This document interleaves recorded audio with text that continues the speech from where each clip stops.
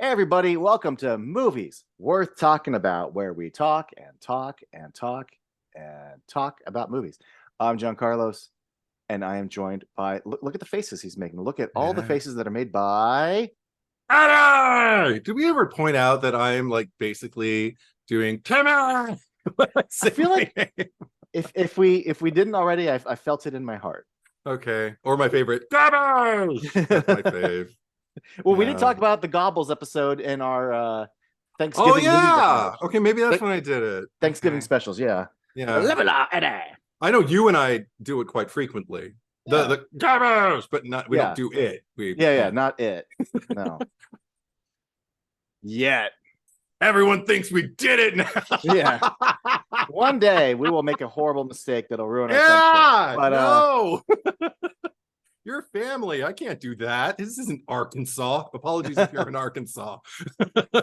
I've just everyone in Arkansas just pulled the plug yeah. on us. I'm in rare form tonight. Yeah. All right. Everyone in West Virginia is like, what do you mean it's bad to fuck your family?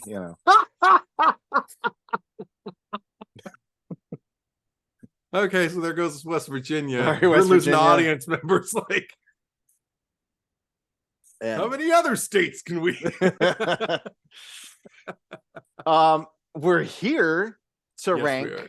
the Scream movies. We during 2020 when we started this, we ranked very briefly Scream 1 through 4 when we discussed the Scream movies. But I remember when Scream 5 came out, I was like, oh, we should rank really sit down and rank 1 through 5. And then they're like, oh, a sixth one's coming. I'm like, oh, let's wait on that. And even then, we now know there's a seventh film coming. However, unlike 6, which is like, oh, 5 was a hit, let's get going. Between the strike, the writer's strike, like we're not gonna see that movie until 2025 at the earliest. Sad but true. Yeah, there's no way it's coming out next year whatsoever. So No. I hope not. Anyway, yeah. Just an improvised Scream movie. Well, I mean, they made Scream 6 happen a year after 5. So hypothetically, like there are scenarios where you no, I really want them to take their time though, and we'll talk about why. I like Chris Landon too much for him to be rushed. But no, even let's say hypothetically, you could start this in January. You'd have to try to get out by December. Like it's just no. So anyway, we can rank 1 through 6, and then if we ever want to, and who knows, there's always going to be something being added. But I feel like we had the Cravens, and then we had the 2 Radio Silence movies.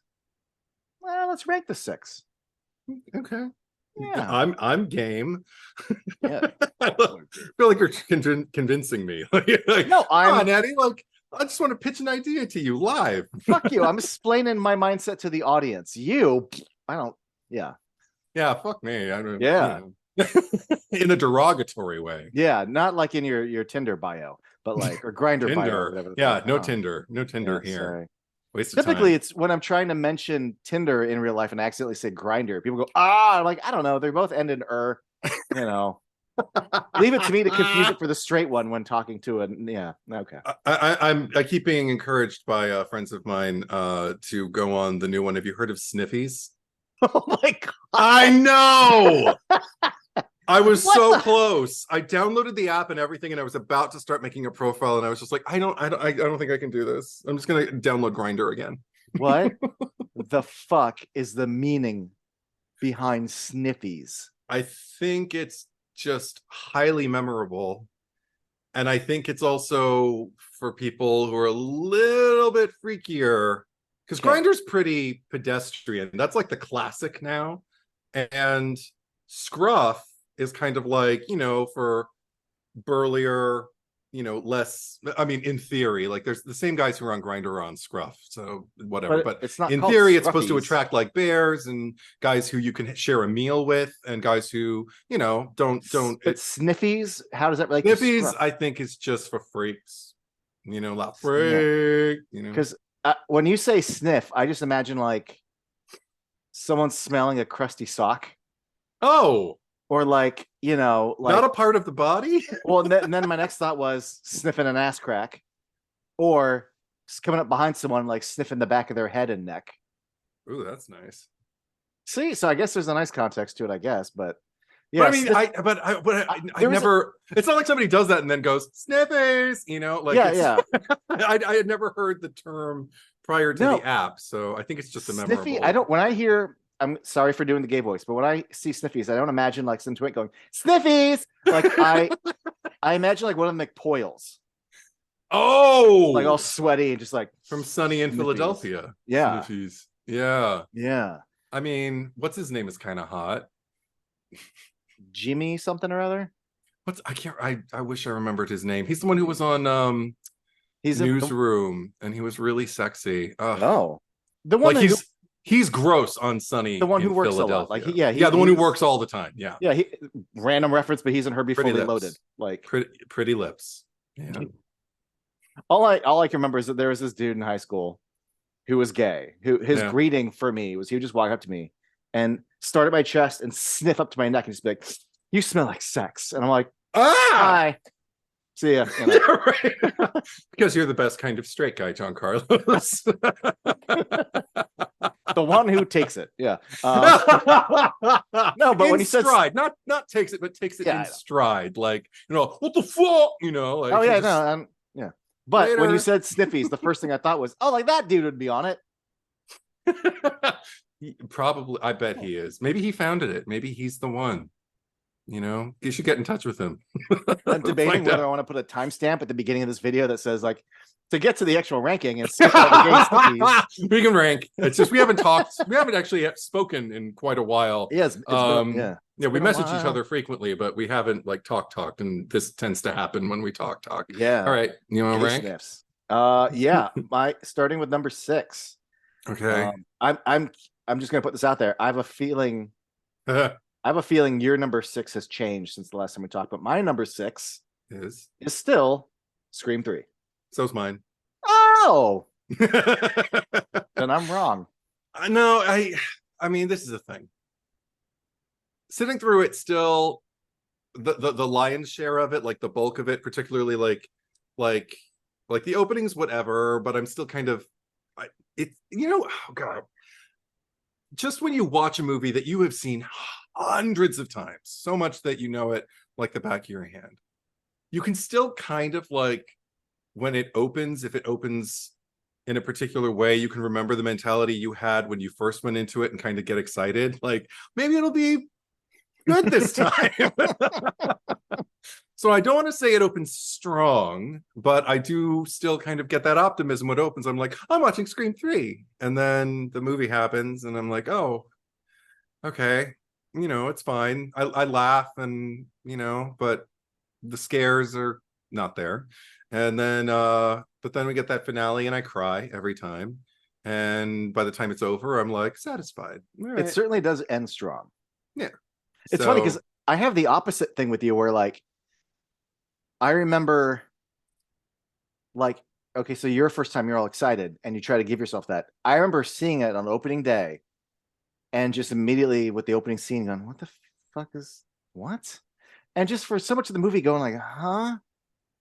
Like, it's just so, we've talked about the movie. We know what Scream 3 is. But between the fact that it's so goofy, the humor is played so broadly. Yeah, it is. The fact that it's not scary, and it almost becomes the kind of movie that Scream was satirizing, and now it just is the thing. So much to say that, like, now when I watch it, like, I don't want to recall that. Like, I don't remember. I mean, I think the first 2 or 3 times I really just kind of liked it as like, because I knew it was supposed to be the final chapter of the movie, so I was just kind of like, well, what a lovely way to end. And I remember thinking it was, I mean, this more than 20 years have gone by, so I wouldn't find this innovative anymore, but I thought it was kind of innovative at the time that the phone call was a man answering the phone for a change, and that there was a female voice on the other end. I don't remember if I mentioned that in our discussion, but like little things like that, and the fact that it was Cotton, so it was like somebody who I actually knew this time, as opposed to somebody who I'm meeting for the first time in the opening kill scene, like that. All that, like, these are the little things that I just kind of like, I don't even try, I don't even like articulate it to myself, but that is what happens to me when I watch it. I just kind of go, Scream 3. And then I get to point it all over again. See, I had such a horrible time seeing it in theaters and held it in such a low esteem for such a long time. Yeah. That what's happened to me now Yeah. This is gonna sound. I'm gonna say this in all sincerity. I love all 6 movies on this list, and I'm including 3. Is that over the years, kind of like with watching Attack of the Clones, and I think I might have said this on another podcast. Oh. Once you've seen enough times that, like, look, Anakin's always going to have that acting. Her shirt's always going to rip off in a way that makes no sense. Mm-hmm. You know, like all these things. Once you accept certain things about Scream 3 that are the baseline, you go, oh, that is what it is. I'm stop judging it for the movie that it's not. I'm going to go, this is where we're at. And then all the things that work start to really pop. And even we recorded in 2020. In the last 3 years, Scream 3's estimation in my heart has gone up considerably. Sure. For a straight man, I am so much gayer for Jennifer Jolie than I ever used to be. Oh yeah. There are certain. I actually like how cartoony like Dewey and Gale's like banter can be. You bought me this purse. Anyway, yeah. Yeah, just shit like that. It's still, you know what? It's still enjoyable. I've come to accept it. Like, oh, when I'm in the mood to watch Scream 3, I'm like, I'm gonna watch the Goofy Scream. Yes, it's definitely that. I'm watching the Goofy one. It helps if I watch it with my sister because she loves Sarah Darling's sequence, her death sequence, so much. Just the phone call. Jenny McCarthy's like fish sticks and all of that stuff. Like it's top, like chef's kiss with my sister. Like wow. I think because again, like you said, like she embraces it for what it is, doesn't expect it to ever be any better or any worse, and just kind of goes, I like Jenny McCarthy, and it's like, okay, cool, then I want to watch it with you because I can kind of ride your optimism. Yeah, I can see that. Yeah. That's how I actually feel watching several movies with you, that like, yes, because you tend to go on the ride for things that I don't always, but if I'm with you and I think it's, to use a more modern term, if I think it's mid, but like your heart's in it, I'm like, oh, well, now I'm going on this journey because of Eddie. Yeah, or at least, I mean, there have been those movies where I know half the time, you know, you're looking at me and my reaction to what's going on because you've seen the movie, but I haven't, and you want to see the movie happen to me, and it's like, oh, but especially when we haven't seen. This is such a weird reference, but I remember you and I went to go see Barbershop in theaters, and like it was fine.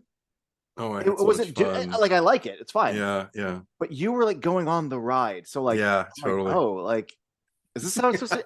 I think I feel this way because Eddie feels this way. No, but Cedric the Entertainer. Oh my God, so funny. But there's things I like about Scream 3 still to this day. I mean, I accept that it's the Scooby-Doo movie. Yeah, totally. But I've always liked the third act is in a big mansion with secret passageways, and I do think emotionally the third act works, even though it's absurd that like, oh, he's got all of our voices. I'm like, what? Are we in science fiction now? That's not how the world works. I don't know. It's still good. And also, I don't know. Not only has it gone up in estimation, but I saw it this year in theaters, and maybe it's because of the nostalgia, the fact that it's been like 20 years since it came out or whatever, or the fact that like I saw it during like Pride Month in a theater full of like not just gay people, but like gay couples and just like the Scream energy. And there is in the horror community a great gay Scream energy. Yes, absolutely. Being in a theater full of it, watching Scream 3, I'm like, you know what? It's at the bottom, but I still love it.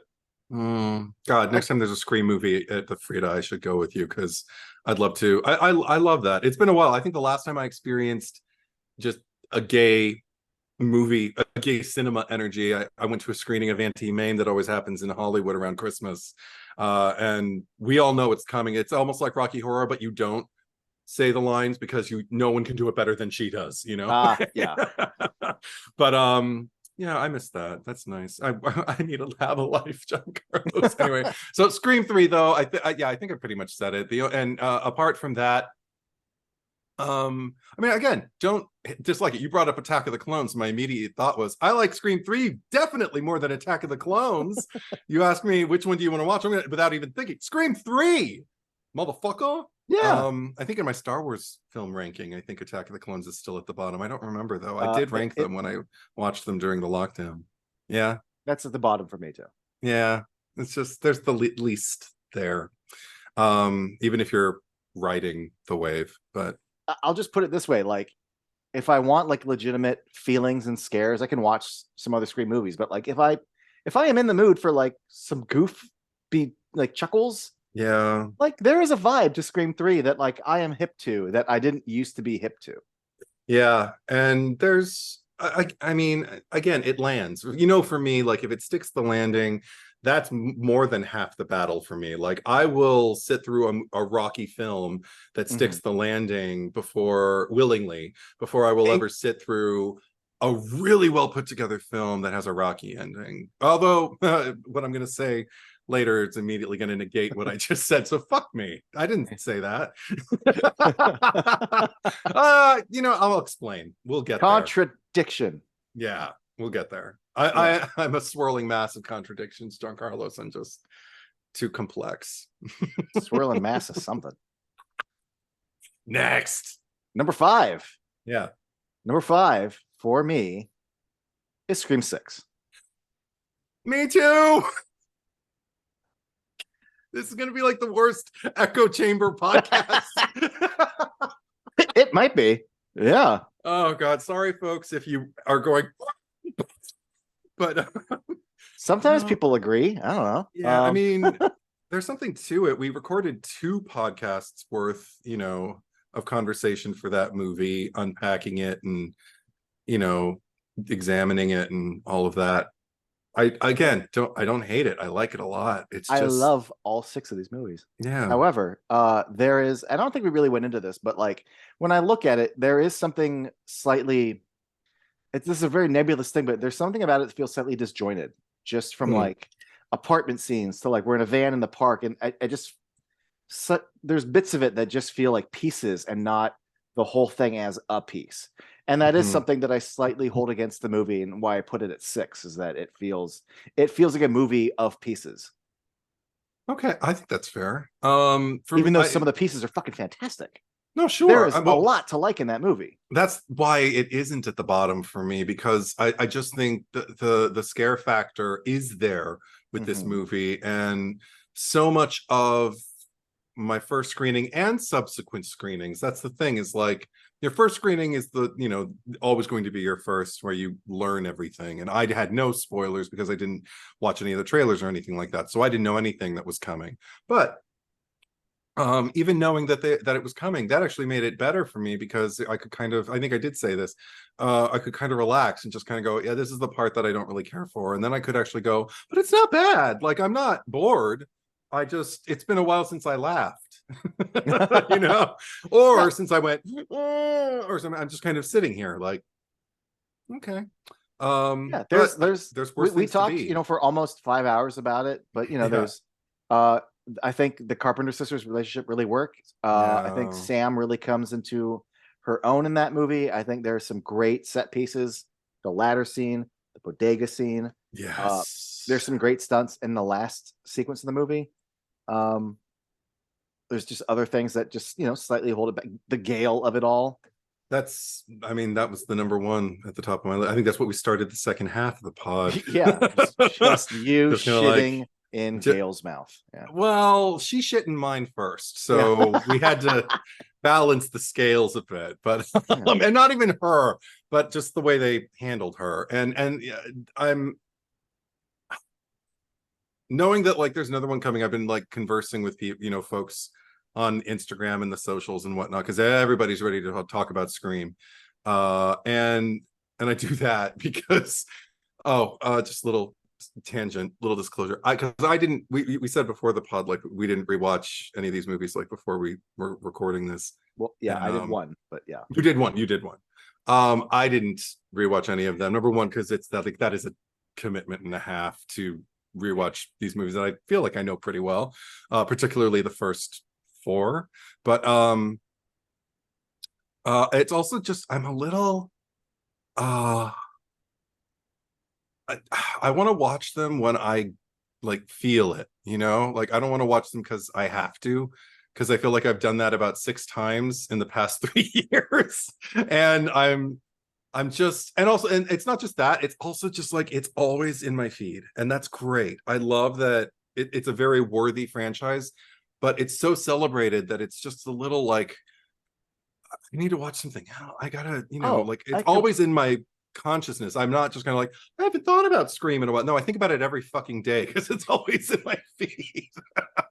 No, And when it's that in your life, you don't really miss it. And I kind of miss missing it. Do you know what I mean? Oh, yeah, that's in fact, that's how I can enjoy Scream 3 so much. It's the one I watch the least. Yeah.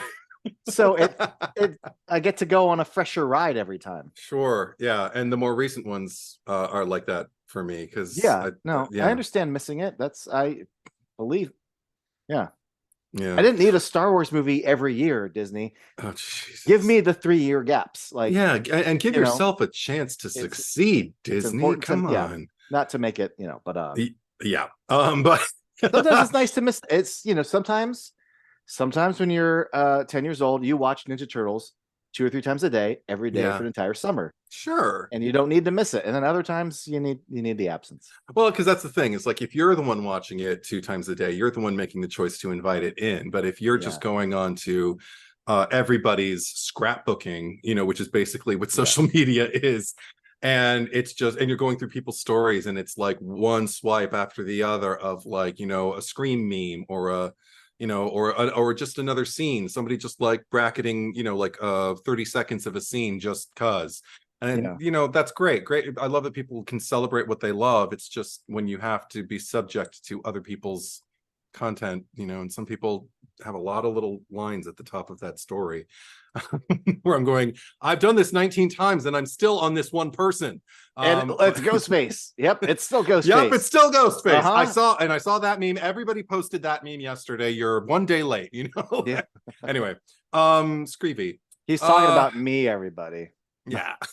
No, you are the least offensive or among the least offensive of the culprits. But but 6 is good. 6 is good. I like it. I'm looking forward to seeing it again. But but people are like, can't wait to see Kirby again. And I'm like, me too. Like, I'd like to see her handle. Where are they going to go with her from here?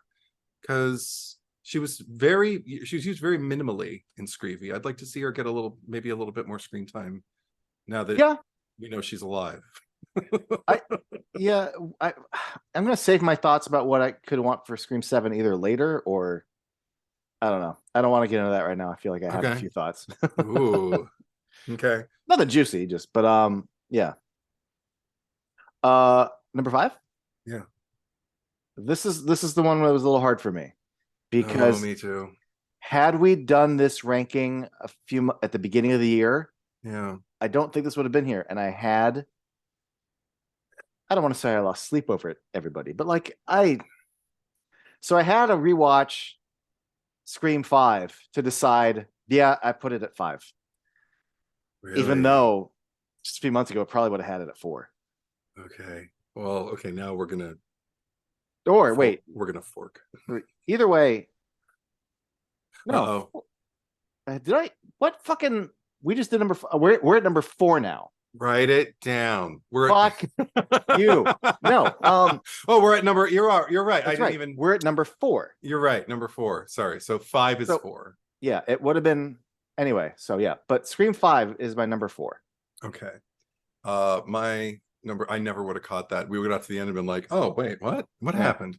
My number 4 then is and people get angry about this whenever I say it, and I've said it often. Scream 2. The only you ranked it low last time too. I know. Well, this is the thing is I think again, this is like one of those cases where I have seen this one so many times, to the point where like I put it on once in the last, I don't know, like 4 years or so. And I remember I stopped it because I was just like, what's the point? Because I wasn't in the mood. I was just kind of like, no, I know everything that's going to happen. I think I want to see something new. Like when you're just kind of. Oh, I know. Yeah, if I'm in the wrong mood. Yeah, when it's just kind of like restless, and you think you're in the mood to see something, and you put it on, and then you find you're not even watching it, and you're like, okay, I need to watch something that's going to like hold my attention. This is not the movie. This is a cozy movie, a comfy movie.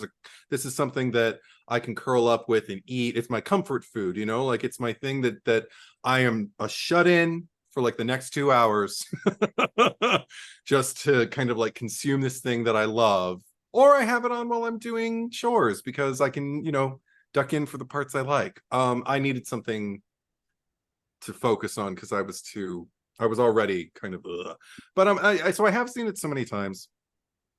And I the reason it's so low is what I was saying earlier, like contradicting the thing I said earlier. It's not a rocky road for me for like the first 2/3 of it. And some of the scares work really, really well. And then we get into before we even get into the theater, we get to Sydney like being on campus, hearing the theater, and she's the only person on campus, runs in, and then we have the Timothy Oliphant of it all. And it's not as bad. Like when I sit through it, I'm not sitting there going, but I am just because I'm usually like, oh, he's barely he's taken out almost like that, and then the rest of it's Laurie Metcalf. Great. But it's still, I don't know. At the end of it, I'm just kind of like, I don't know how to feel. I just don't know how to feel. It doesn't make me go, yeah. It's because also just the way Sydney just kind of like walks across the lawn, or what did we used to call it, the nucleus of the campus, just kind of like just sauntering around and just kind of adrift, and who knows what's next for her. It's such an open ending. Well, if I remember correctly, did you or did you not bump up also against like the song usage at the end? Like, Yeah, people died, but like my boyfriend's dead, but here's like this happy song. But I survived. Trudge. Because I've seen Scream 2 a few times since 2020, yeah. and that stuck in my head. You saying that, and the last time I watched it, I also remember thinking, but that song is playing the first time when after he sings "I Think I Love You" and he gives you the necklace. So there's something about like, I don't know, my brain was like, oh, but he's still in your heart as you're leaving. So like my brain can try to justify that song, and I almost believe it. So fuck you. I mean, I get what they're going for in terms of, I think they want something uplifting so it doesn't seem that like she's as adrift as she looks. But if you turn the sound off and play something moody, it could actually be really dark, and I actually find that more interesting. I kind of like a bleaker ending. Because I mean, the first ending for the first movie felt kind of not bleak, but felt just kind of creepy. Like you just kind of get this, these distant voices just kind of singing vowel sounds as we pan over to the sunrise. And it's hopeful because we've reached the sunrise and whoever has survived, but then it just kind of slowly dims out, and it's like, I don't know, it gives me a little creepy feeling. It just kind of gives me like are we safe? And I feel like Scream 2 ends just kind of like, and she's safe, folks. And I sing the praises of 2, but I will admit, if there are a few missteps in it, and one of them is it is too joyful of an ending. But I will say, I think it's oh god, it opens so fucking strong, and I think it maintains that what rhythm, or what's the word I'm looking for? Just that momentum. Yes, that's the word I'm looking for. That momentum throughout the second half or the second third. And I don't know. I really do enjoy it when I watch it when I'm in the mood for it. And I mean, I still own it. Like I don't own things that I don't want to watch. But it's weird. So like it's very, very put together. I feel like tonally it's kind of like more consistent than Screevy, which is why it's over Screevy for sure.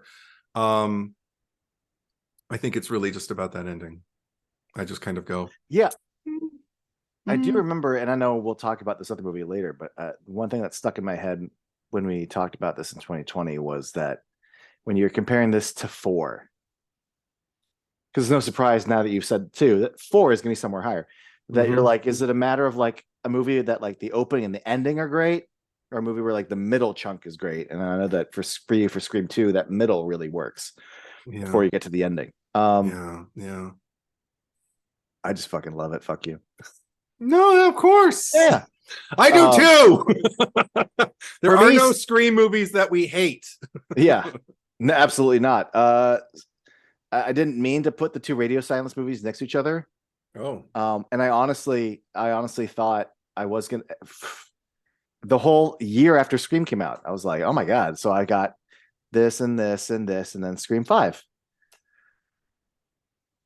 And I guess I'll lead this, I'll segue into my number 3, and I guess I'll talk about my 3 and my 4. But I recently saw Scream 4 again. And hot damn, first of all, even when we recorded in 2020, I said that my estimation of Scream 4 has gone up over the years. Yeah. In the few years since then, the estimation of it has gone way the fuck up. And just when you see the right movie at the right, like you were talking about, when you're not necessarily in the right mood for a movie, start playing on your phone instead. But also when you're in the right mood for a movie, nothing hits as good as that. And I know Scream 4 just something about it as time goes on, it just keeps getting better and better. And first of all, the Wes of it all, really does factor into it. So much so that when Scream 5 had come out, and I'd say in a healthy cinematic, like I was obsessed. Like I saw it several times. I was going down the interview rabbit hole, listening to the soundtrack. Like I was fucking loving Scream 5. And I'm like, yeah, Scream 5, I hate to say this, over 4? Yeah, I think so. 5 really delivers what it's like setting out to do and blah, blah, blah, blah. And then I watched Scream 4 recently and went, no, Scream 5. Yeah. No. Wow. That opening scene fucking slaps. Everything with Jill in the ending. Her Fight Club shit. I think I love the kids in 5 and 6 as characters more. Yeah. But the way that they're depicted in 5 versus the way the cast is depicted in, like, I understand who these kids are more in 4.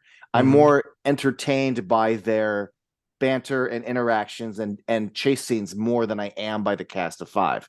I think it's not till 6 that I start to really love this core 4. But the kids in 4, even the intentionally ugly photography. Fuck, 4 really just. I'm like, am I gonna love it even more 5 years from now? I don't know, but I think it plays with the stab of it all in a really good way. I really, really, really, really like Gail's story in Scream 4. And it took Scream 5 and just reminded me of, like, nope, for all the strengths that Scream 5 has, nothing in Scream 5 kind of makes me feel the way I do when I get to the end of Scream 4 now. And you want to talk about a bleak ending. Right. Like that reporter's voiceover over like Jill's dead face. Like, I fucking love it. So are you saying that your number 3? My number 3 is Scream 4. Oh, okay. So you still have to do your number 3. Yeah. My number 3 is Scriforum. Because all the reasons you said, you can see my face. I'm just sitting here going, yes, to everything that you're saying. And in addition to that, something that I've really I remember it was something I kind of like bumped up against a couple times and just it was a head scratcher for me, which was the look of the film, because when we only had 4 of them, the first 3 had this kind of uniform visual style to me, in terms of like they all look like they belonged in Woodsboro, the same Woodsboro, and roughly the same time period. And this one, all of a sudden, the reboot commentary and the grimy thing, and even the under exposed daytime scenes, but they're still kind of like listening. Now in retrospect, now that we have 2 other movies that have their own looks, like I'd argue even Scream 5 and Scream 6 can be paired together in a way, but I can also point out the differences between the 2 of them, because we've got one in Woodsboro and we've got one in New York, so there are some major differences. And I feel like that's successful. But with this movie, one thing that I can appreciate it is because of the look of the film, and this is something that I can't say about every other reboot that attempted this or remake at the period. The grimy, gritty look of it, particularly at night, it really shrouds everything. It makes it feel risky and scary. It makes me, like not want to go outside my house at night. I'm just kind of like, it just gives me that, like, whenever somebody, like, if it's a nighttime scene and somebody's in a house and they start to go outside the door, I have that, like, kind of like thing in that reflexive thing inside my body that's just gonna like, no, don't go out there. Oh God, you're gonna die. Like, and that was nice. I was missing that from the franchise, a whole movie before. So Yeah, you're so absolutely right on that. yeah, When Perkins and Haas are outside, when oh he gets up to go out of the car, it feels dangerous at yeah, night on a suburban yeah, street. Not to give it too high praise, but the way like Haddonfield feels dangerous at night on a suburban street. yeah. Even Sydney, when she's going over to the, I forget what's her nuts, who's next door. Who's Like next? they're watching Shaun of the Dead. She's going up to her, Jill? I No, guess not Jill. no, Oh not shit, no, Jill. Jill. Olivia. Sorry. When Sydney runs over to Olivia's house, like just the porch lighting, and her aunt's like bringing delivery, like that nighttime feels like something is Yeah. lurking. Yes. Even after the fact, when like there's that shot of Sydney and Jill, the actual Jill, not Olivia, Yeah. standing there, like, just kind of like holding themselves, like paralleling, like in this like tableau way, each other's body language. Really, it's Jill. We don't know it if you're watching it for the first time, but Jill echoing Sydney or mirroring Sydney.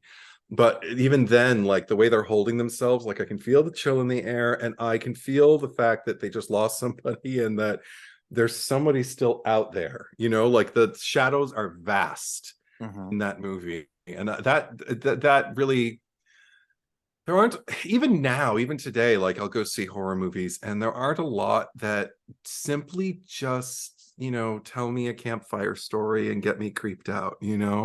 So a lot of them are very, and I like this too, a lot of them are very brutal, and Scream 4 even can be very brutal at times. But I like that there's also just like a moodiness, like that. Yeah. There's like that it's a world I don't want to be in that town. Especially there's ghost faces hanging from like all the lampposts, and they're like, no, I'm not going. Yeah. Hey, we're going on a road trip to Woodsboro. It's an anniversary of sorts. Or you stupid Sydney Prescott's gonna be there on her book tour. Yeah. Wanna go? No. And can I add, now that murders are happening, do you want to go out tonight to a party at a barn unsupervised? Like, no, I'm good. I'll stay at home. Yeah. That, you know what? Going back to Scream 6, can I give, because there is, like I said, it's towards the bottom, but there's still lots to like. One of the things I like about Scream 6 that kind of bucks a trend, and I go, yay, good for you, Scream 6. Okay, Scream 1, people are being murdered in your town. Yeah. Let's go to a party. Yeah. Scream 2 doesn't end with a party, but the frat's like, hey, we're gonna have a party tonight, but people are dying on campus. No, don't have a party, stupid frat. Third movie, let's go to a party at this mansion tonight where everyone's being killed, like on our movie set. Let's go. Nope. Scream 4, everyone's dying in this town. Scream 5, big party while everyone's getting murdered in our town. Scream 6 doesn't end with a bunch of idiots going to an unsupervised party. These people love their murder parties. Unsafe. Don't do it. 5 movies and we finally get one that's just like, no. Yeah. Plus, I think people rag on the center, the core of Scriforum, more than it ever deserved. I'm not going to say it's always the liveliest thing, happening on screen in the movie, but it's also like I'm not checking my watch or anything. I'm just no. Yeah, it's just, and I'm engaged with the characters still, though. Yeah, and I know that the opening doesn't work for some people, and that's why they put Scriforum lower. For me, the opening is so it's one of those things. It happens to me all over again. I'm just kind of like, oh, I remember how happy I was the first time I saw this, and it still works on me. It's not just pure nostalgia. Like I've had nostalgia, and I've been like, oh, I'm gonna watch that thing that I loved when I was a kid, and then I watch it, and I'm like. Or that thing that I loved 10 years ago, even, and then I watch it and I'm like, what was he thinking? Oh my God. How many people did I tell that I liked this thing? But this, like, my love only intensifies as it kind of like becomes closer and closer to the beginning of the franchise.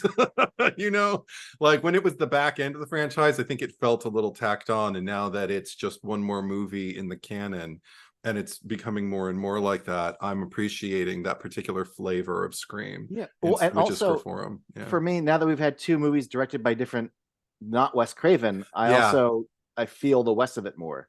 I agree. Yeah. And like you said, something about the danger of them. Like I could tell you this, like speaking in the middle, when Brie Larson's got her whole parking garage sequence, first time I saw it, I'm like, whatever, this is very pedestrian. Now when I watch it, I'm like into it. And I didn't used to be into it. But now like I lean forward, and what I used to just get mad that she leaves the car, but now I also think like, well, what the fuck are you gonna do? You're just gonna sit. If you think you can run for the door, if you think you know where he is, you're a sitting fucking duck in this car, especially now that he's fucked with the engine. You can't drive. What are you going to do? I guess you're going to run for it. So like all these little beats that I used to kind of roll my eyes at. Now I'm like, oh yeah. And like I actually feel bad when also it's actually a neat beat when she's at the door and he just fucking runs up and just fucking gets her. Oh God. That's good shit. Fuck me. Parking garages, no. Yeah, I didn't go on that ride in 2011 or whatever when it came out, but I go on the ride now. Well, I think it helps also not Brie Larson, Allison Brie, but fuck. You see, kids, when you're with the pumpkin ale. See, kids, this is why we drink. This isn't a sponsor, but it should be. This is why we drink Zevia. Caffeine is the only drug you need. Well, you see, kids, Samuel Adams has this Jack O'Lea that tastes just like pumpkin, and oh, that sounds really good, actually. Makes me, dude, it's so good. Oh fuck, save some. I had an audible like when I had my first sip. Oh shit! It's a little bit sweeter than most. I won't expect you to save it for me. I'm gonna buy some for myself, and I'll see. I'll have some, and I'll message you as soon as I have. Like, dude, it's so good. But probably it's really good. It's just Sam Adams pumpkin. Yeah, ale. Yeah, it's a pumpkin ale. It's called Jack O. Jack. Oh, that's so cute. Yeah. Okay, well now I want some, but so screw me and my Zevia. But anyway, number Allison 2. Brie, Allison Brie, I agree with you. And the only other thing that I wanted to say about Perform, it's a minor thing, but it's something that I think about all the time. It's such a tiny moment, but it's just the moment right before Dewey leaves Gail, after she's been stabbed and everything like that, and she's just kind of like laying, I think, on the gurney, and he's just telling her like, I gotta go. And he's just like, it's yeah, and he's just like, I love you, and she's just like, I love you. And he just leaves, and I'm just like, it's such an afterthought. Courtney Cox just throws it away, but I think about it all the time because it's so good. It's just so effort. I fucking adore her, and I recently found out the man who put her in the Bruce Springsteen video.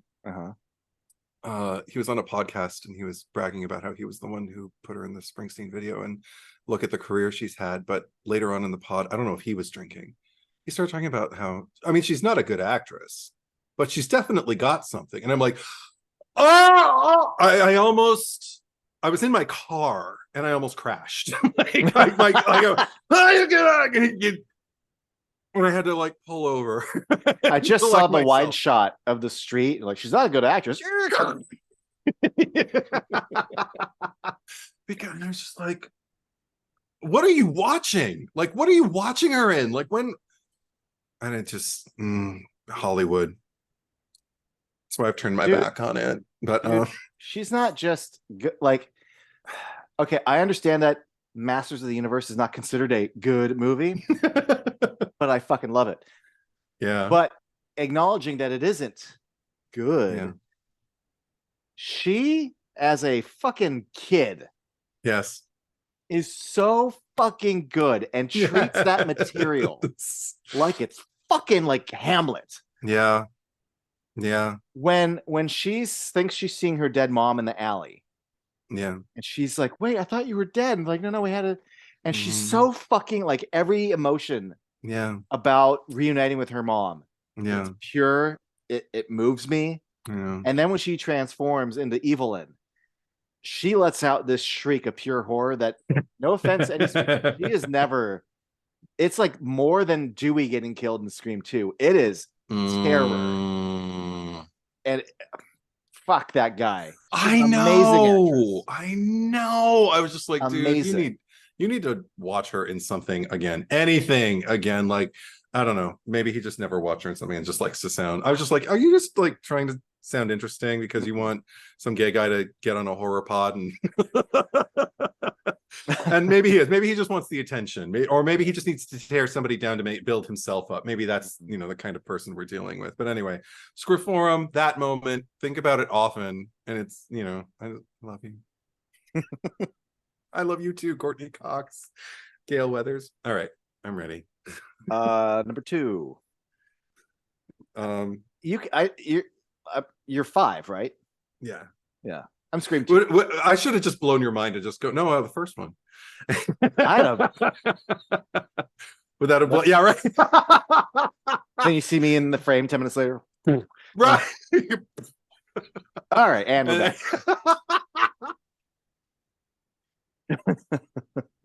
Because, and maybe this is still, I mean, it's still a very recent film. Maybe it's still honeymoon phase. Ask me again after we see Scream 7 or whatever we end up calling it, 7 Cream.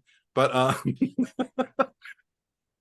Sevenim. I don't know how they're going to incorporate the 7 into the whatever. Yeah. What? It'll be like Scream 6, but then there'll just be an extra one with like an exclamation mark, and it'll be Scream. It'll be Screaming. That'll be a lot of fun to say. I'll enjoy that. Okay. But with this one, honeymoon phase. I might still be in the honeymoon phase with it, but I mean, that opening, like, talk about things happening to you all over again when you watch it. Jen Ortega, talk about acting. Right. Stabbed in the back, steps on her leg, stabs her through the hand, and like every even you just saying it, like I can feel things happening in my body. Like it's so brutal. I was so excited when it happened because it was like a return to form for the first movie, but not like in a tired way where I felt like I've already seen this. It was so just kind of like taking everything that worked then and then just kind of incorporating it now, but also like infusing it with this incredible spontaneous personal specific performance from a gifted actress, so fuck. And then the way I don't even know what people think about this movie anymore. Like, by and large, there are people who love it, there are people who hate it, whatever. The spectrum is just the spectrum's all over the place. People feel however they're going to feel about it, but for me, I still go on the ride. I haven't watched it once and not sobbed when Dewey buys the phone. And also I can't get over this. Who was I talking to? Was I talking to you? I was talking to somebody in like the last couple months about somebody else we were talking about criticizing like the "it's an honor," like moment, like calling it cheesy or something like that. And I was like, are you kidding me? Like, something about the fact that I always hate Ghostface as Ghostface, regardless of who it is, because killer, destructive, bad person, but it never has a good reason. I never feel like, oh, well, that makes sense. Yeah, you should have really been killing people this whole time. But "it's an honor" told me, the gravity of exactly what you're doing. And it almost makes me appreciate the killer in a way that I don't think I ever had before, because the self-consciousness is front and center about exactly what's happening, cinematically and like within the lore and everything. But and once you understand their motivations too, you understand. Oh God. And I am sorry, but that's another thing that only grows on me with repeat viewings. I fucking love particularly Amber, but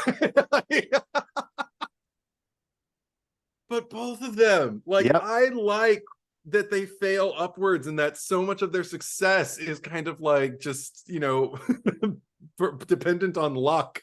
I don't mind it. I'm like, that's part of the fun of it for me. I'm just going like, yeah, they're idiots, they're horrible, this never should have happened, but it did, and they're probably going, oh my God. We'll get into my Scream 2 reasonings, but like right after, for about a good year, I had Scream 1, Scream 2, Scream 5. I really, really, really like Scream 5. So much so that it was right up there. But with 4 kind of refreshing me. So I had to rewatch 5 recently to like reassess. I'm like, so much of I think the more I watch Scream 5, the more I like it's I'm not here to argue against people who go, oh, worst ghost faces ever. Feel how you want to feel. It's all just opinions. But like, I fucking love the two of them. Me too, yeah. I love what they're performing as actors. I love the Yeah. text that they are given. And also, I almost like, I think I might have mentioned this before the last time, but I really, really like that none of them are related to anyone. That it isn't vengeance. It isn't some deep, you killed my son, or like you're really my sister. It's just losers. we're fucking dorks and this shit matters to us and we're fucking crazy. Yeah. And we're justified in our craziness. Yeah. Like, yeah. That I mean, you could obviously they're saying something about fandom, but also I just appreciate the fact that to me it pays off. This is what Mickey wanted in Scream 2. But like it's the better version because he's a fucking ham about it, Yeah, I know. Mickey's the one that wants to get caught. Yeah. Like you see that coming, did you? Yeah. I'm just like, oh god. Yeah, and first of all, I love that Mrs. Loomis was like, and all that all that shit he was saying is a little fucking stupid, right? She's so great because she's right. Yes. Had he only been the killer, we would have walked out of that theater going like, that was the killer's motive. Yeah. Kind of weak. Thankfully, she's there to elevate it. Yes. But this is the more, even though they're just as stupid. But this is the more filmically, storytelling wise, this is the more satisfying version of Mickey. Sorry, I just think also I chuckle so much at their fakery. Like particularly Richie. Like Richie really they're pretending to meet each other. Right. I love it because it's perfect. It's absolutely perfect because they're both just kind of like, especially Amber is like looking at him like all like, I don't trust you. And it's like, God, you guys are good, but at the same time, I love just thinking about Richie just, oh my God, Ghostface. Oh yeah. It makes me laugh every time. And even just like his exchange, like at the door, he's just gonna like, I'll be right back. With meaning, I'm gonna die, But, or telling the kids like, get the fuck out. Yes. Okay, bye. Saving your life. Yeah, right. Yeah. Exactly. And really appreciate Amber in the reveal, especially like I love her full gauntlet crazy, and of course the Richie kill. There, oh God, just splooge.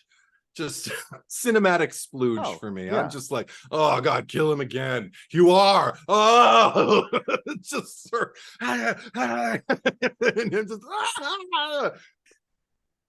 Shun. So I just for the ride, like I know that there are parts of it that don't make sense. I know they get some of their references wrong.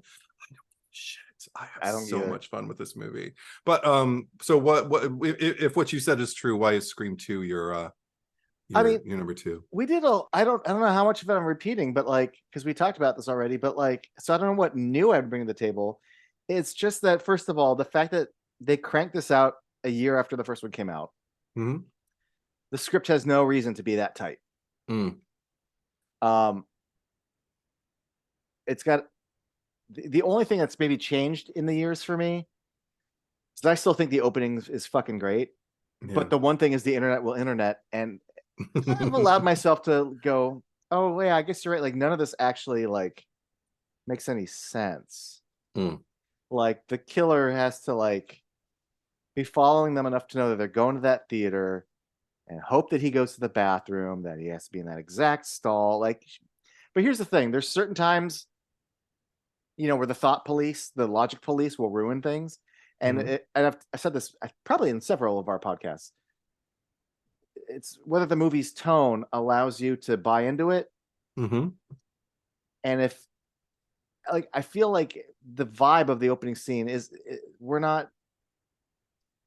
that doesn't matter. And if you're thinking about it that much, like, I feel like you're watching the movie wrong. I totally agree with you. Yeah. I think sometimes things have to be taken not on like a logic plot hole based thing, but either thematically or emotionally. Not like this has some kind of big thematic thing, but I think you're just supposed to go on the ride. I think, yeah, opening scene's great. No, but we talked about this before. Like Sydney has quite an emotional journey in Scream 3, but I think she has quite a journey and a major, like who she is at the beginning of 2, who she is at the end of 2, completely different people. I think she gets so much to chew on in this. This is my Sydney movie as far as like her guilt about all, because it's one thing when you're in the first movie and like, oh no, murder is happening. But now when you go somewhere and now it feels like, oh wait, I'm bringing the murder. And they pay that off in 4 that she's the angel of death. But so much so that like I'm willing to like break off with my boyfriend just to keep him safe. Like, it's one of my favorite versions of Gale. Fucking A. She has the greatest storyline in this movie. That arc. Oh, that's why I think we said it. Like I often feel like it's Gale's movie. Yeah, I want to get this fucker. It's the way it's first, like it's such like for a movie that's supposed to be like, well, the first one we're tackling horror movies and this one we're tackling sequels. It is such a sequel, and it succeeds at like, how do we bring the cast back? But it never feels like forced, and like hitting some of the beats that you need a sequel to hit, but also being original in certain other things. It has its own level of wit that's like off to the side that has nothing to do with the main level of wit. Like I've talked about how like, you know, a character went into a scene talking about like harmonica style blowjobs. Like we don't need to do that, but we're doing it because it's the extra salt in the soup. I just think it succeeds at delivering what a Scream movie needs to be, how to deliver a Scream sequel and give you everything that a Hollywood sequel needs to give you, while still giving you like pure emotional growth for a lot of the characters and telling a truly like character-driven emotional story. The kills really matter. Fucking Randy destroys me. God. Trying to escape the police car is still unnerving. All these years later, I know how it's going to end, and every time, we have to crawl over fucking Ghostface's lap. Boosted by the Beltrami score. Oh, amazing score. The Danny Elfman note for the section. It's not perfect because the parts of the ending don't work. That doesn't, but to me, that doesn't detract from. To me, like Scream 2 is just firing on so many cylinders that it also shouldn't. I you know what, I agree with you in terms of like, I like that you brought up the sequel thing, because you're also making me realize that my two bottom lists, my bottom feeders here, Scream 3 and Screevy, I think are the ones who kind of like have the weakest leg to stand on as far as like the commentary that they're making on what happens in their particular movie. Like obviously Scream 3 is about being a trilogy, but even Randy has to say in his little posthumous video, like, yes, it's a rarity in the horror genre, but it does happen. And I'm like, until they make another movie, which is becoming more and more the case as we continue to go on in time, as old IPs are being, you know, and let's make another movie. But I mean, so many of the ones that have stood the test of time already have more than 3 movies. Like the trilogy is absolute rarity. I mean, The Omen, we got a remake. Well, there was a made-for-TV 4th one, right? I would say The Exorcist, but then they kept making Dominion, with the prequels. So there you go. It's I'm sure there are others, but I'm not going to start unpacking it and doing that because we have to end this at some point. But the other thing, sorry, and go ahead. No, but besides trilogies, I think the other thing that happens is we go, well, it's the final destination. It's the final chapter. It's the final Friday. And I'm like, stop saying that because you'll always do one more. Absolutely. And then with Screevy, and I think we did address this when we discussed it somewhere in there.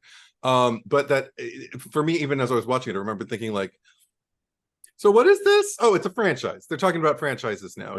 But it's been a franchise, so that feels like a kind of weak leg to stand on. Like, you are a franchise. You've been around for a long time. I defended it in that, like when you get to like the Fast and the Furious of it all, right? And you're like this. So like, but I will say, of all the Scream movies, 6 feels the most nebulous about what it's about and satirizing and Yeah, tackling. Like, oh yeah, yeah. franchises. Okay. As far as like a cinematic commentary, yeah. Right. Like But 5 is so well defined as like the requel era. yes, 4 is absolutely. so well defined as reboot. They all are. And then Yes. 6 is like, and going into 6, we were like, well, what is it going to be about? And it Yeah. felt like not that satisfying of an answer, but also two, like, good luck coming up with an answer because you kind of did them all.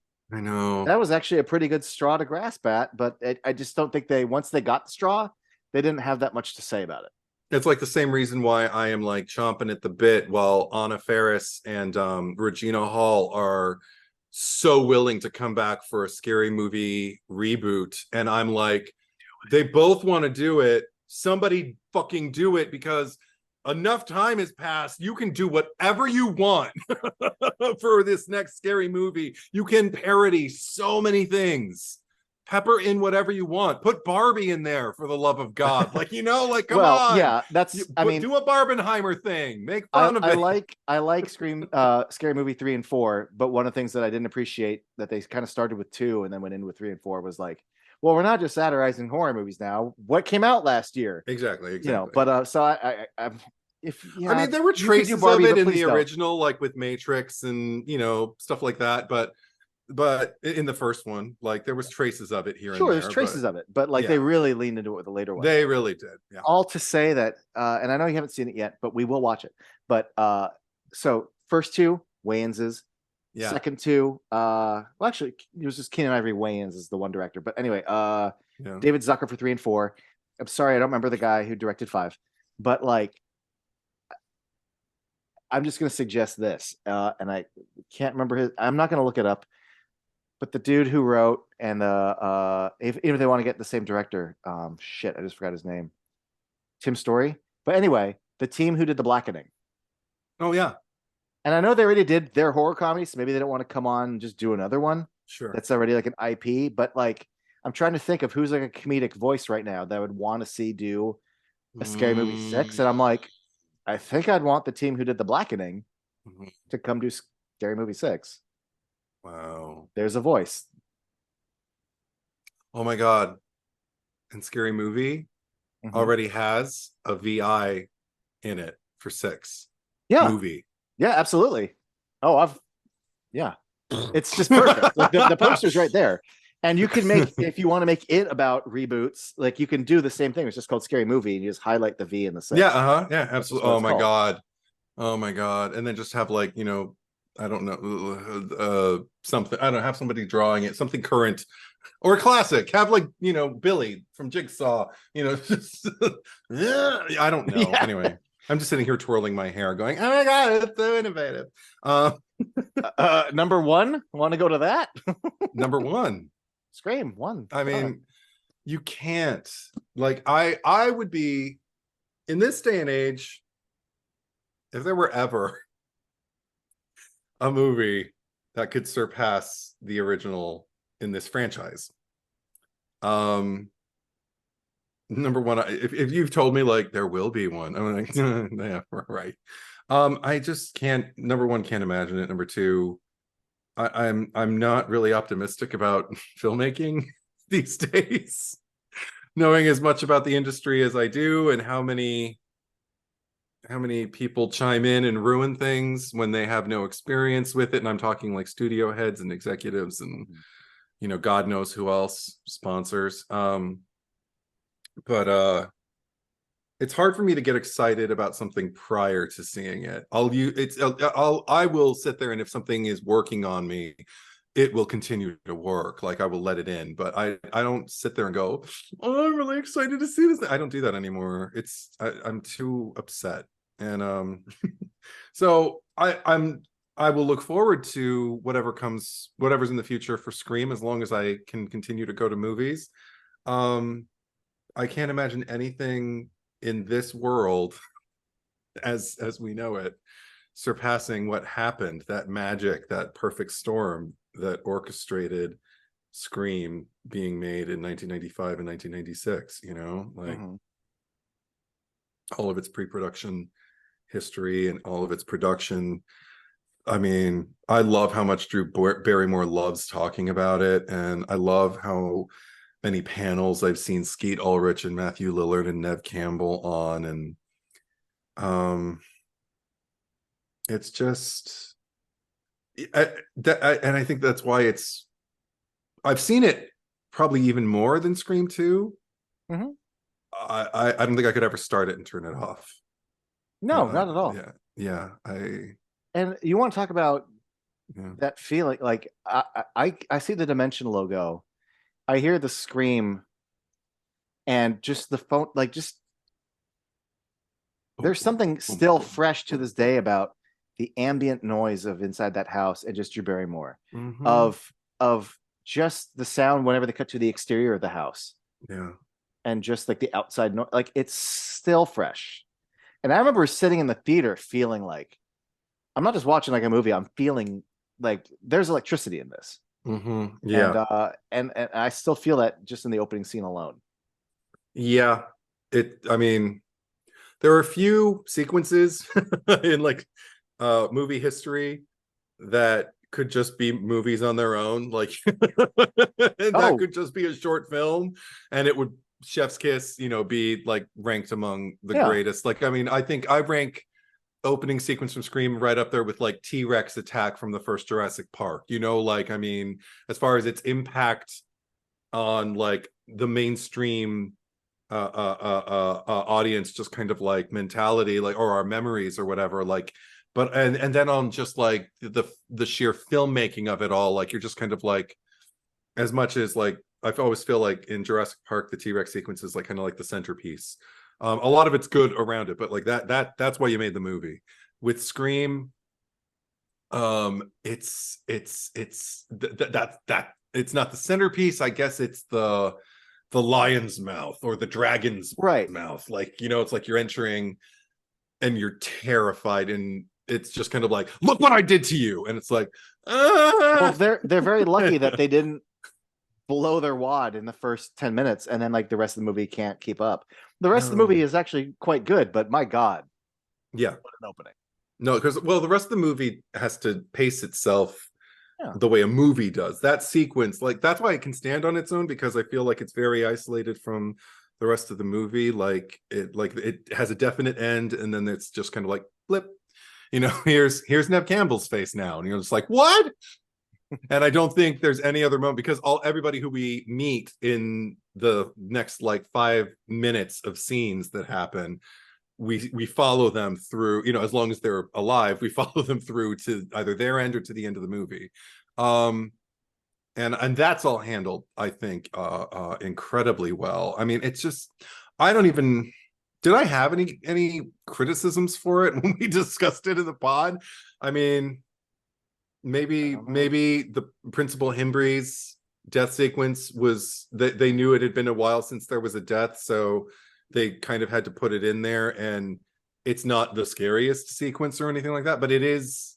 It pays off. Door and Ghostface with a knife over his, like, come on. Yeah, and then, it has one of the best shots in the entire fucking series. The close-up of the eyeball and the ghost face coming into it.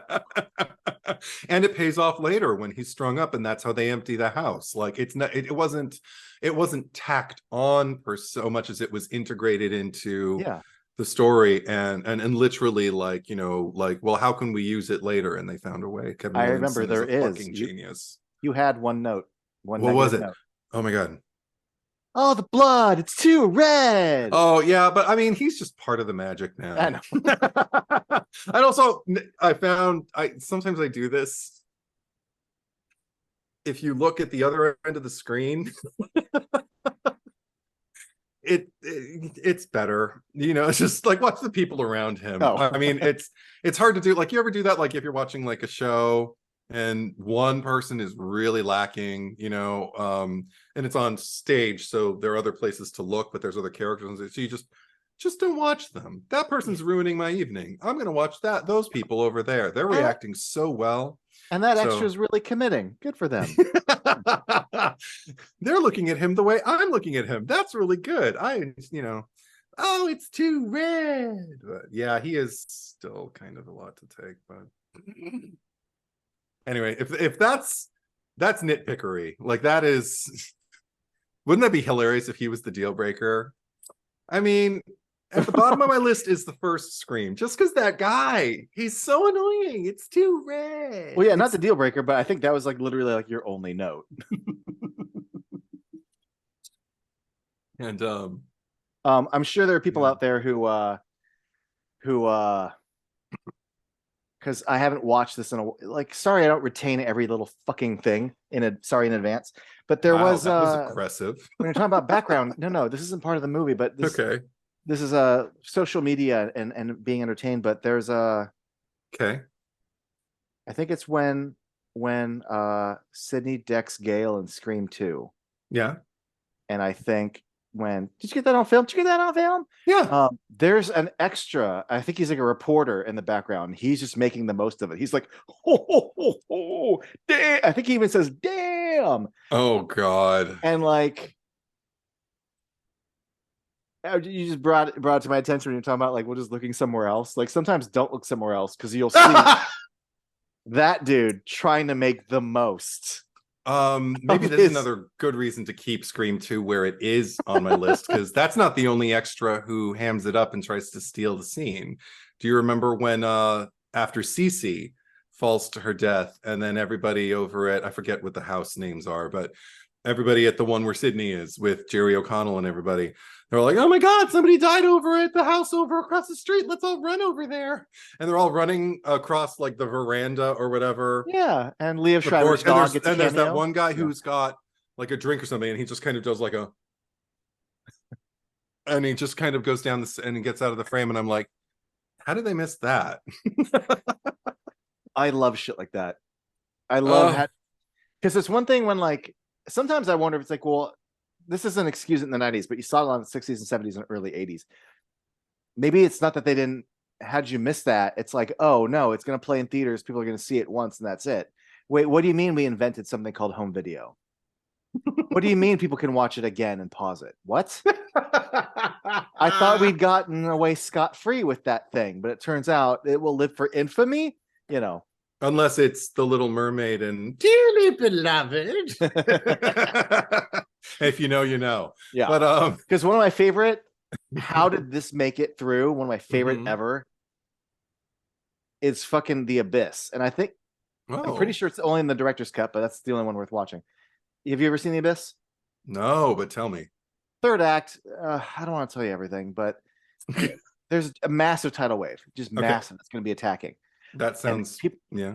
People are coming up to the shore and they're seeing this, and all these people are on the beach looking, and then one guy just pantses the other dude. Oh my! See his ass. Oh my God! It's totally just far left of the frame. Really dramatic moment, and fuck you, I pantsed you. And he's like, oh. For no reason. For no reason. And I guarantee you, like, had anyone on James Cameron's team had noticed it, they've been like, oh my God. That. But I wonder if they're like, fuck it. There's plenty of fuck ups, but like, those are two extras fucking around, and it's in the final cut, and it is wow. And I laugh every time I see it. The one that I kind of have an adverse to your reaction because you're laughing. I get annoyed every time I see it. It's not even like a James Cameron level film, but it's this little indie from I think 1999, Psycho Beach Party with Lauren Ambrose and everything. There's a guy in it who I used to do background with, who did background in that movie. I don't know his name. I wasn't friends with him. He was annoying as fuck. And anytime I saw him on a set, I always tried to, like, you know, if we were in holding, I always tried to be at the other end of the tent, because he was just one of those guys who just had no social boundaries or no deftness and just kind of like, I don't know, he's just annoying. And so he's got a featured background part. It's not a speaking role, but he's just kind of standing there because this killer is killing people who have, like, you know, things that are wrong with them. And so this one woman has met this guy, the guy who I did background with, and he's got 6 fingers and he's deaf.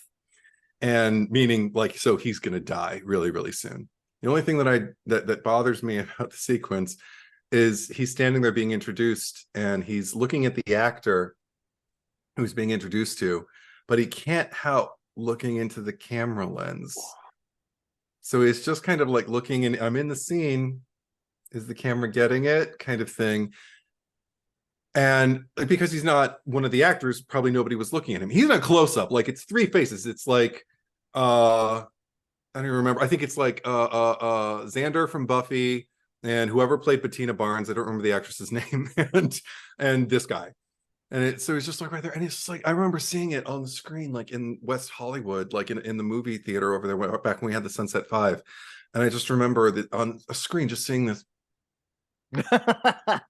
And they're just like, you asshole. And inside, I didn't do it out like audibly, but it really bothered me. So I get annoyed.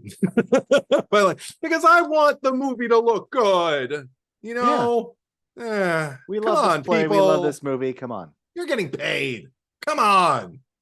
Anyway, I could bitch for like another hour, but I won't. Speaking of extras, we talked about this in Scream 1, and I've never followed up with you because at the time you hadn't seen it. But have you gone back and seen this? My favorite extra in Scream 1, when Randy's like, there's always some bullshit reason to kill a girlfriend. Oh, in the aisle. Have you gone back and watched the girl who like listens to him? Yes. And then eventually goes, yeah, walks away. That's good shit. That's how you extra. That is background actors. But I used to do that, I remember, and it was nice. I always felt like I got an A, like when they'd see what I was doing and be like, come over here, you know, like put me more in the foreground, you know, because look, somebody's actually in, and it's like, oh, I just got, you know, I don't know. And I would say I just got a promotion, but I didn't get any money, any extra money. Well, I did get extra money every now and then being in the foreground. I made out with a guy for like 12 hours and they're shooting a gay club scene. A gay club scene. And what's that show? The one with all the testosterone on HBO that nobody likes. Entourage? Yes, that. You do exactly what I was talking about. You didn't even. When you said, what's the name of that? I was like, it's probably gonna be fucking Entourage. I was on it a lot, but in one case in particular, I was the gay couple with this other guy. We just met that day. We were the only two who were willing to make out with somebody. And we got a nice. That sounds about right. Yeah. We got a nice bump. And yeah, it was cool. You know, it was fine. He was a good kisser. Sure, why not? Neat. Yeah, I've gotten paid for kissing someone. Oh my god, I'm a whore. Anyway. Before we wrap up, I just want to circle maybe like not like a final thought, but we were talking about Scream 7 a little bit. Yeah. So I just have things. I don't really have things. I just want to talk about it a little bit separately, but you had mentioned whether Kirby was coming back, and that'd be neat. My number one main concern right now is, are you getting both of the Carpenter sisters to come back? Because that is like really the core of your movies right now. And I know Jenna Ortega is a very important commodity to several franchises, and you know, I think some of these like YouTube podcast shows that like people watch and then report, this guy said he knows an insider, and it's being reported like it's actual news, and I go, but like there are sources that claim that Jenna Ortega will be too busy in the beginning or middle of next year to be able to do a Scream 7. And there are some that say, oh, they need to shoot right away because she will be so busy. So there's different conflicting reports about whether she'll be in it or not. But I hope to. Sure, Sam is the one that's got, you know, the visual daddy issue, and she's a serial killer. But like that especially after 6, which really builds on their relationship, I need the two of them in it. I don't give a fuck at this point. Like, oh, you bring Kirby back, oh, you bring Gail back, oh, you find a way to, like, I don't know, Jennifer Jolie's back. That's all fucking gravy. If you don't, even Sydney coming back, 6 does a good enough job telling a Scream story without Sydney. I can let Sydney just be with her family for fucking now on. Me too. Fine.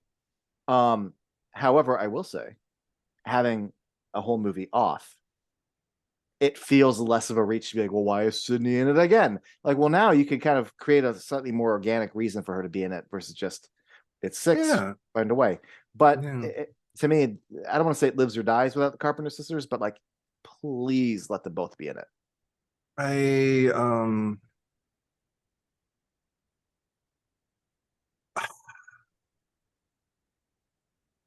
one thing that I really, really enjoy about the parameters that are set for a filmmaker is if a filmmaker is given enough power to determine how they operate within those parameters to kind of like rise to the challenge, solve the problem, that can actually be kind of exciting.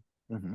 So I don't want to say that I require the Carpenter sisters because I who knows, that douche might be right about about I'm an insider and I say that Jenna Ortega's overbooked and I know things. Guns. I don't know why I'm doing I mean, toddlers and tiaras, but I so I don't require it, but I see what you mean. I absolutely get your point. But more now more than ever, just surprise me, and make it good. Like put some thought behind it. That's all I ask. Put some thought behind it, surprise me, give me justification for your decisions, yeah. for why you're bringing back who you're bringing back and why you're not bringing back somebody else. You can do it because seven, it's not going to end with seven either. We know this. As long as these are making money, and they are, because it is on Instagram every day in multiple Mm-hmm. feeds. It has life. It has legs. It's proven itself at the box office. It's got us the kind of sustainability that as long as it keeps reaching that, and even while it's still kind of like turning a small profit, they'll keep making these movies. So I don't know. I really just don't want them to color within the lines. I said this in Screevy. I gave the impression that like stop looking back. Yeah, we Move talked about this forward. a Do bit. something we haven't done before. That's what Yeah, I I was want. saying for all the hype of like, well, this is something. This movie's a little different. Mm-hmm. I'm like, it's really not that different. Like, it's still like opening kill scene. Yeah. We have the Randy speech. People take off a mask and monologue about, So now, like, seven is like the opportunity, if there's ever a great opportunity, now's the time to like not make it so different that it's not fucking Scream anymore, but like, Yeah. it's time to change up the formula a little more than just, well, we have the bodega kill, and doesn't he feel a little more aggressive than usual? Yes, he does feel more. And we pulled the A mask killer off Ghostface in the we took a mask first. off in the beginning, and ooh, that's exciting, but then turns out it didn't matter. Like, Yeah. make the changes matter. But Yeah. yeah, I'm excited because I know besides being a I think a stan is too hard, but I'm a Christopher Landon fan. Yeah. Absolutely. Mm-hmm. But also the fact that, he actually in his heart is also a Scream fan. Yeah. So I'm excited, but I'm also nervous just because, everyone can have good intentions. And, the older I get and the more stories I hear about, like, well, let's say you've got your blue sky idea of a movie, and then you have to whittle it down to this. But then, I don't think enough people consider when you write a movie and then you have the best intentions, and then someone comes along and goes, well, it costs 30 million, so this location, can you take this scene and set it here instead of here? We need to Right. lose this because that is going to require 100 extras. If you set it here, it's going to cost 30 extras, or we can do Right. it in this. So you start to make movies where things start feeling small, and then to the degree where it never, some movies manage to still be the thing, and then others I can tell, oh, Mm-hmm. you're not the thing. Compromises were made. And also the alternate, you didn't solve the problem to get to the thing. I'm just Yeah. watching the compromised vision. So I really, really hope that Christopher Landon gets to make something that by the time they're filming, he's making what he wants to make. Yeah, I hope that if he gets any kind of pushback, obviously you have to do your job in order to continue working in this industry. So you can't, push back on everything. You have to choose your battles. But I hope that he pushes back if he encounters any of those kinds of roadblocks from production. I just hope that's what I really hope for. I just hope that there's just like a really healthy collaboration and that everybody does their job. Everybody focuses like on, okay, what is my job assignment here? Like, this is my role within the thing. No too many cooks. Mm-hmm. And if Christopher Landon needs help, he gets it, like, but and if he doesn't, if he just needs to kind of like figure it out, and he does, I mean, that's all I want. I just want it to run smoothly and to be the sweetest. That's another reason why I'm kind of like, I don't need it yesterday. We just got, like, I mean, as low as I put Screevy on the list, there's still enough of it that I enjoyed the fuck out of, that I'm very grateful that we got the movie that we got, even with all the criticisms that I have for it. I like the ride. I don't want the same thing to happen again. Yeah. In terms of just like, I don't want another movie where I'm just kind of like, well, why did you make this? Like, like, and for it, because it'll be even deeper. It'll be even more kind of like a punch at this point. It'll be like, well, now you're just making them to make them. Like what is this? Why does this story need to be told? Why is this the next natural progression? Or why is this, or like blow the roof off the thing? Like, I never thought they'd do this in a Scream movie. Blow my fucking mind, like, yeah. But that's setting a high bar, but as long as you can justify your own existence, yeah, like, I'm good. And I can fantasize about all sorts of things. Like, yes, I want the Carpenter sisters back, but I also had this really weird idea. What if neither of them came back? What if the end of that, what if the end of their story is, I'm going to go to therapy, like, you're my sister, I'm done, I drop the mask, we walk away, and now we follow somebody else? That would surprise the shit out of me. Also, if you wanted to still keep, you could do you want to blow my mind, like, I don't know, bring Sydney and Kirby back and make it all about them. Like, if you found a story worth telling. But the one thing that I have very little patience for is the second that Seven was announced and everyone's like, oh, well, we could have a fucking Matthew Lillard come back. I'm like, no, we can't. Like, that's not going to blow my mind. He's dead. Yeah, he's on a fucking chart of dead people. The FBI would know if he was still alive. But you know what? That wouldn't blow my mind. But if it did happen, if I was sitting through a Scream movie and that happened, I'd just start laughing. Well, to me, if it felt like Scream 3, then yes.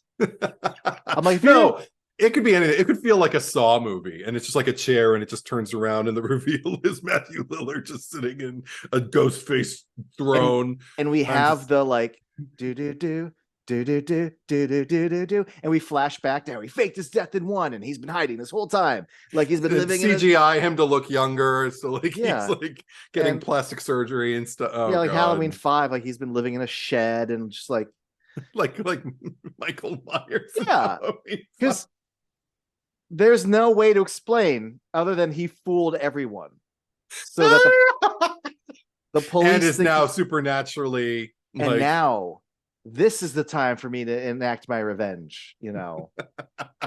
Because. Yeah, I don't know. Because it's the anniversary of the night it happened. Ooh. Yeah, I just know. To me, if you're gonna bring in, like, they already brought Kirby back from the dead. Yeah. If you're gonna try to do that with anyone, I'm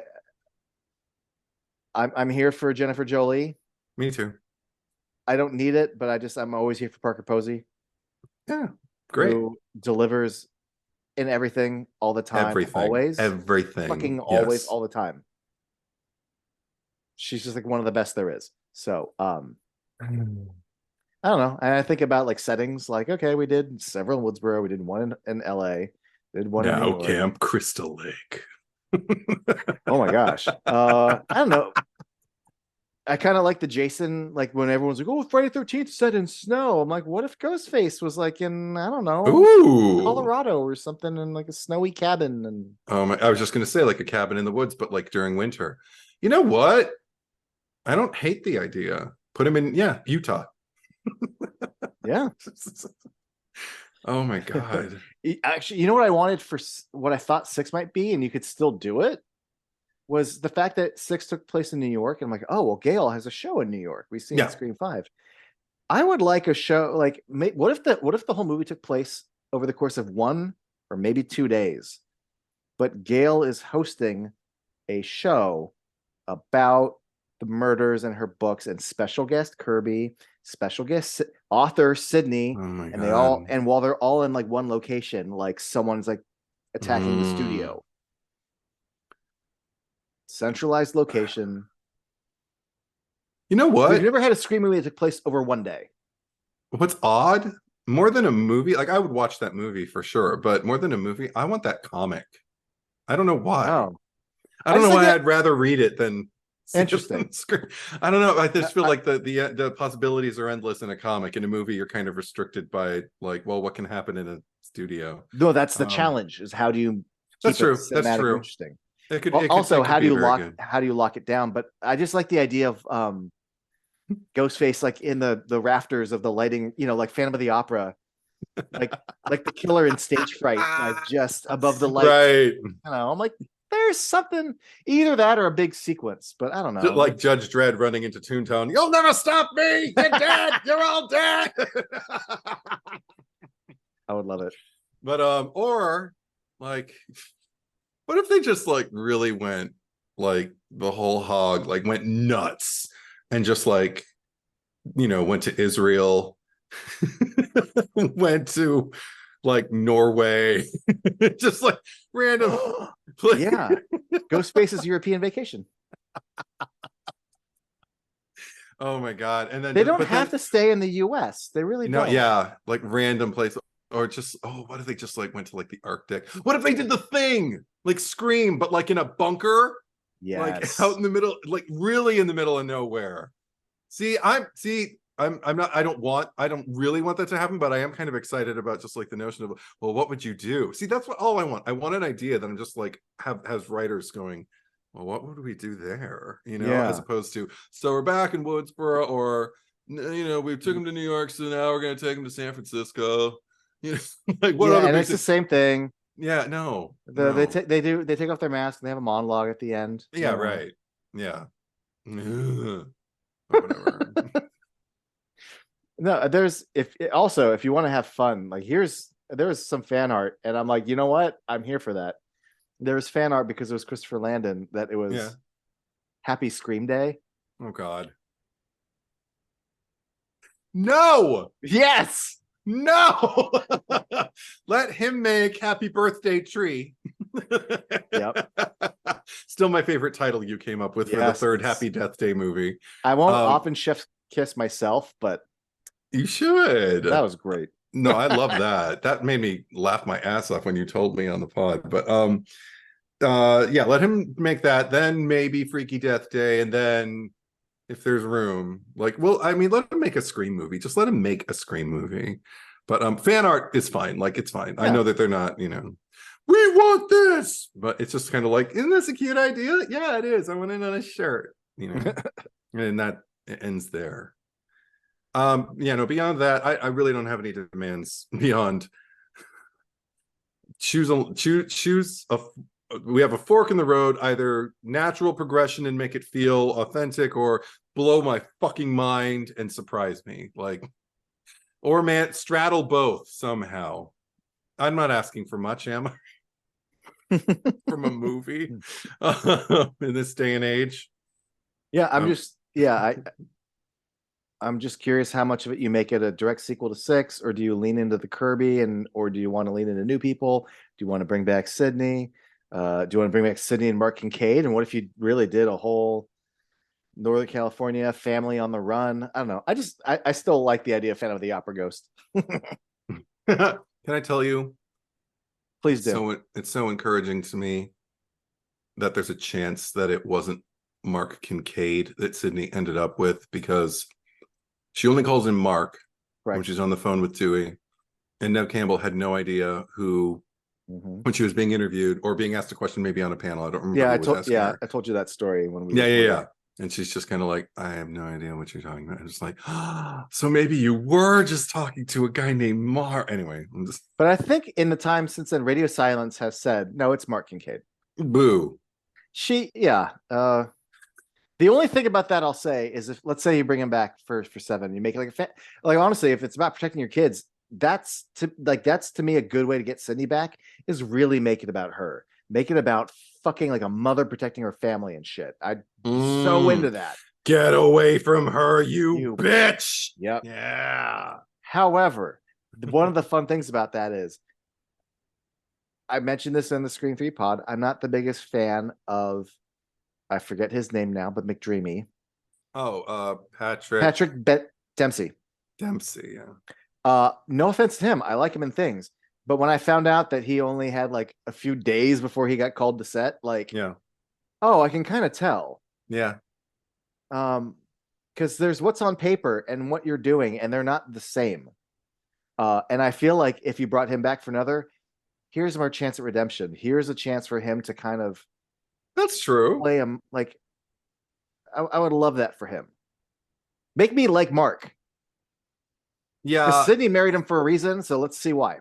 That's another reason Scream 3's at the bottom for me. It's like, we didn't need any kind of even allusion to like all the leaning in that he does with her and everything like that. Like, we didn't need any of that. Like, he could have just been a cop who respected a girl or a young woman who had been through some shit and survived, that's all we needed. Like, game respects game. That's all we needed. But no, we had to, he had to be there at the movie at the end. I'm just like, ugh. I don't like that. Even though I love the ending, I just kind of forget that he's there. I just kind of like, no, he invited himself, and they're all just too nice to tell him to leave. They go to the kitchen for drinks, and he's still like in the room. Oh, wow. Yeah, right. They're all speaking that loud whispered tone. Yeah, right. Oh my gosh, it's 4:30 in the afternoon. I'm just so tired. Yeah, Gail, Dewey, you thinking of leaving? Because I think I need to be alone. And then they all leave, but then 2 cars come right back. Well, Gail and Dewey didn't take separate cars. They're engaged in it. Okay, so 1 car comes back. Yeah. But they weren't engaged when they arrived. Well, they might. Shut up.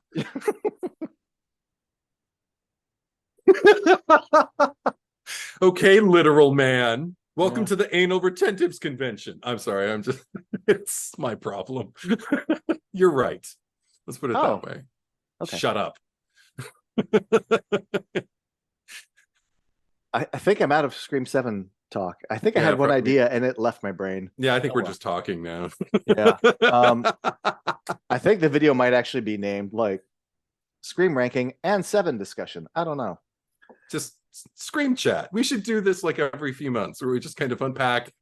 So where are you with the Scream franchise now? And I'm just like, well, John Carlos. Turns out 3 and then 4. And I still want you to watch the show. Maybe that'll be another thing that we do. Is it still on Netflix? How can I see it? I think it is still on Netflix. All right, I'll locate it and I'll watch it, and maybe we'll do that. Because Wait, you mean do that like on this? Yeah, maybe. I'd probably have to rewatch the whole fucking thing again then, because it's been a while. Fine, I'll watch it without you. I just Eddie, all I was saying was like in life, not movies we're talking about, John Carlos, but just like the real John Carlos. Just wants you to. I just want you to watch the show. I think it's fun. But I haven't. Okay, you're the only one. Like, I haven't heard anything good about it from anybody. Your sister. She didn't really like it. She and I would talk about it. She and I dig on it. She's like the only person I can talk about it with. But she likes. Okay, I never got the impression that she actually like legitimately I thought she did. gung ho about it. All right. We'll Maybe, find but out maybe after she the maybe pod. she didn't go into the stuff she liked as much with me as she does with you, because you know what she's talking about. Maybe she didn't want to spoil shit for me or have me walk in with any expectations, because she knows me, because you know, siblings share a brain. No, is that how it works? No. Okay. Because you have to have a brain to share. Hey, you know what? Wrap it up. Yeah. You only I see don't wrap even it feel up. like big here anymore. I got one in. Yeah, You did. You only say wrap it up because you couldn't come up with a retort. Thanks for joining me, Eddie. No. Thanks. Until next time.